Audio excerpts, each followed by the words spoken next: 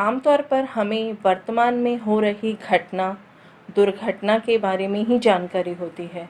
भविष्य व पूर्व जन्म की घटनाओं के बारे में कुछ पता नहीं होता, लेकिन हर एक व्यक्ति के जीवन में कुछ ना कुछ घटित होता है ही। कई बार कुछ लोगों को होने वाली घटनाओं का पूर्वाभास हो जाता है। उनके पास एक विलक्षण शक्ति होती है, जिसके आधार पर भूत भविष्य में झांकने की क्षमता रखते हैं। हम अपनी 5 इंद्रियों के जरिए ही अपने आसपास हो रही गतिविधियों पर नज़र रखते हैं, परंतु किसी किसी में छठी इंद्री भी जागृत हो जाती है। कई बार परिस्थिति विशेष के अनुसार घटने वाली घटनाओं को पूर्वानुमान को संयोग कहकर हल्के में ले लेते हैं, लेकिन इस तरह की घटनाओं को देवी देवताओं की चेतावनी के रूप में समझना चाहिए कि हमारे जीवन में या किसी के भी जीवन में घटने वाली घटनाओं के लिए वो आपको आगाह करते हैं, आपको समझाने आते हैं, लेकिन अज्ञानतावश हम उसे समझ नहीं पाते। इसे ही इंट्यूशन पावर कहते हैं। मेरे पास कुछ ऐसे प्रश्न आते हैं कि मेरी इंट्यूशन पावर अच्छी है, मुझे आने वाली होने वाली हर घटनाओं का पूर्वाभास हो जाता है, ऐसे में मुझे क्या करना चाहिए? आपको होने वाली इस तरह की इंट्यूशन से सावधान रहने की ज़रूरत है। आपकी थर्ड आई एक्टिवेट है। यह सभी संकेत आपके पूर्व जन्म के कर्म को भी इंडिकेट करते हैं कि पूर्व जन्म में आपने अपनी साधना से वो शक्ति हासिल कर रखी है।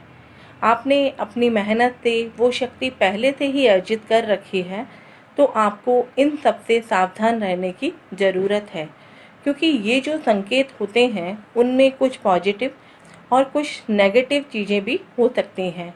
तो उस शक्ति का, उस पूर्वाभास का आपको सदुपयोग करने की ज़रूरत है, क्योंकि ये शक्ति आम इंसान के पास नहीं होती। इसे परमात्मा का ब्लेसिंग भी समझना चाहिए। परमात्मा कुछ विद्याओं को गुप्त रखने का भी इशारा करता है, क्योंकि भविष्य में झांकना हर एक आम व्यक्ति के बस में नहीं होता। इसलिए परमात्मा के साथ विश्वास बनाए रखना जरूरी है। अगर आपको भी अपने इंट्यूशन में किसी का नुकसान या एक्सीडेंट दिखाई देता है, तो आप व्यक्ति विशेष को ये बात कुछ इशारे में कह सकते हैं कि उन्हें अलर्ट रहने की ज़रूरत है, जिससे उसे कोई नुकसान ना हो और आपका परमात्मा के साथ विश्वास बना रहे। लेकिन कई व्यक्ति हर बात को, हर इशारे को मजाक में ले लेते हैं और वो उसे मानेंगे ही नहीं। आप सिर्फ उसे समझा सकते हैं किसी भी बहाने से या किसी तरीके से। आपको अपनी बात सीधे तरीके से उसे नहीं बोलनी चाहिए। अगर आप ऐसा करते हो तो परमात्मा का आप पर से विश्वास खत्म हो जाएगा, विश्वास टूट जाएगा। जो किसी कारण से आपको वो शक्ति प्रदान की गई है, उसे आपसे छीन लिया जाएगा। वो शक्ति आपसे वापस ले ली जाएगी और दोबारा आपको वो शक्ति कभी नहीं मिलेगी। अगर कोई व्यक्ति आपसे खुद आगे चल करके आपसे कुछ पूछ रहा है जिसके बारे में आप पहले से ही जानते हैं, तो आप उन्हें इशारे में समझा सकते हैं कि आने वाला समय संभलने की ज़रूरत है, जिससे व्यक्ति विशेष को संभलने में मदद मिल सके। लेकिन आगे चल करके आपको उसे कुछ नहीं बताना है, सीधे तौर पर आप उसे कुछ नहीं बताएं।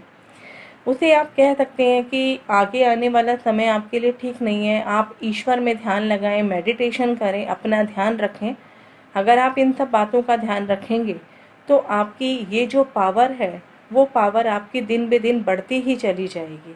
अगर आप इस चीज़ को फॉलो नहीं कर पाएंगे, जो ईश्वर ने आपको शक्ति दी है, तो ये जो शक्ति है वो आपसे छीन ली जाएगी और दोबारा आपको ये शक्ति नहीं मिलेगी।